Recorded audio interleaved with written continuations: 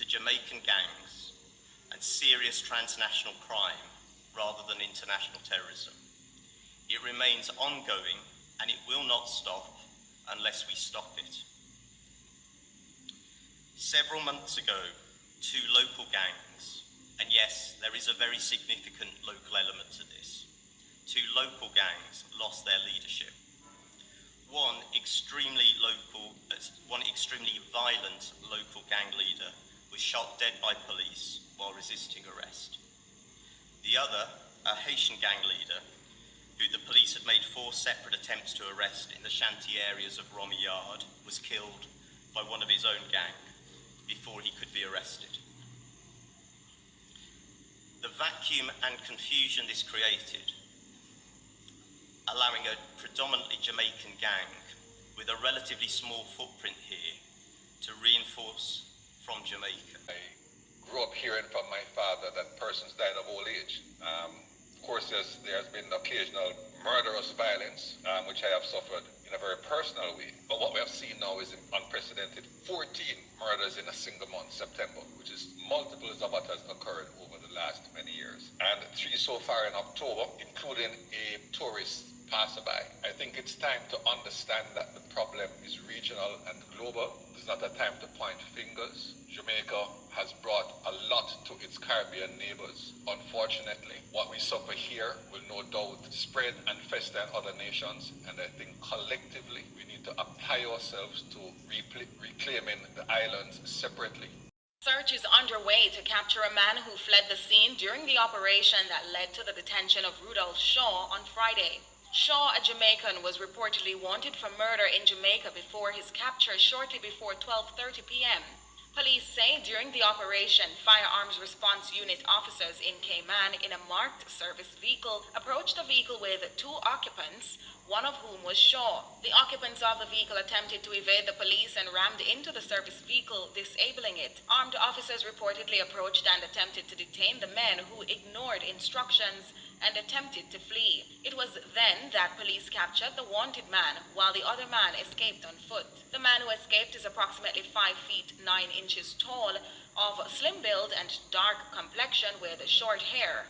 Detective Superintendent in the Royal Cayman Police Service, Peter Lansdowne, told the media the Cayman Islands is not a safe haven for criminals. He says the police there are working with their colleagues in Jamaica on this case and believe Shaw arrived on the island by boat. They say the authorities in Jamaica have since been notified, while Shaw has been formally processed and will be handed over to the Cayman Islands Customs and Border Control, CBC.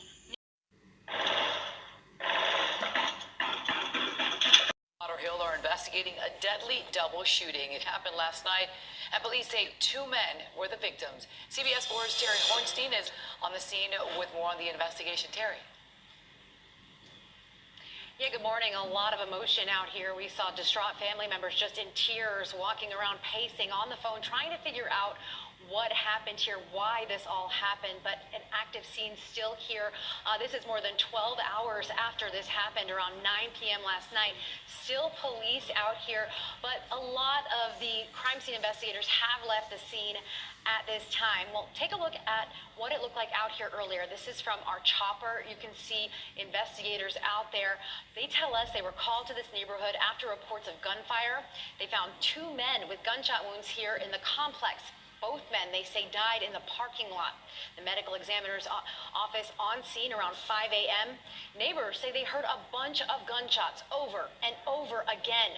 Most people we spoke to didn't want to talk on camera, but one woman spoke to us without showing her face and says this isn't the first time she's heard gunfire in her own neighborhood. I heard, a barrage of bullets, and I was wondering what was going on. It was definitely terrifying, definitely.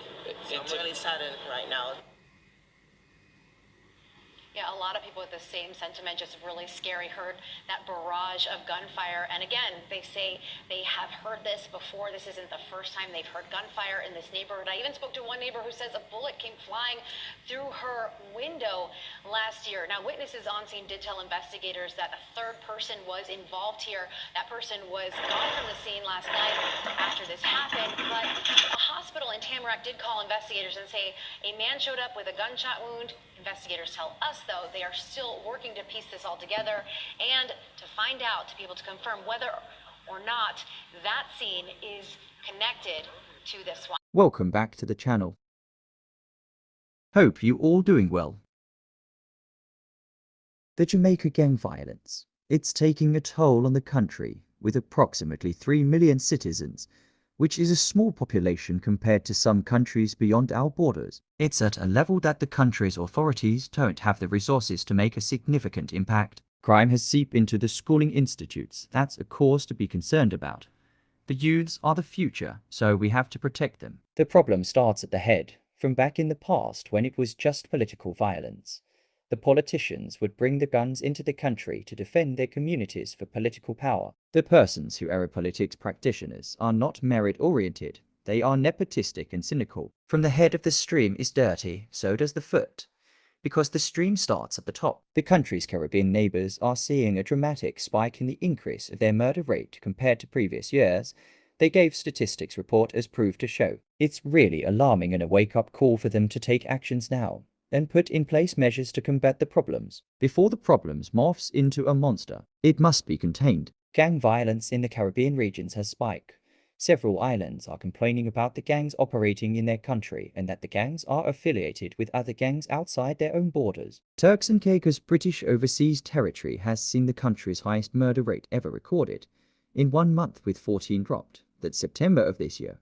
3 dropped in October also, bringing the murder statistics to 26 dropped by shootings. The Turks and Caicos isn't accustomed to that rate. The Commissioner of Police said that there are 2 main local gangs, with their leaders dropped. One by the police who was very violent, and the other was dropped by the members of his gang. He stated that there is also a Jamaican gang operating on the island, and the drop of the 2 other gang leaders leaves a vacuum for the Jamaican gang to reinforce their gang from Jamaica. He said, the police commissioner said. He asked for assistance from the Jamaican police commissioner and also the British government for help. The governor classified the gang activities that operates in and out of his country as an act of transnational terrorist, which is quite serious and detrimental for the region. Jamaican gang members are known to travel to Haiti for the white stuff and green stuff to trade for guns. That's one way how their gangs are funded, with illicit acts. The gangs are accumulating millions of dollars that are used to buy top-of-the-line cars and buying houses to hide large sums of money. Eventually, the money is being spent back into the economy. That's good for the economy, but at what cost? The dropping of people. Recently, an infant school principal was in the spotlight charged by Mocha. Her name is Sulin Ward-Brown.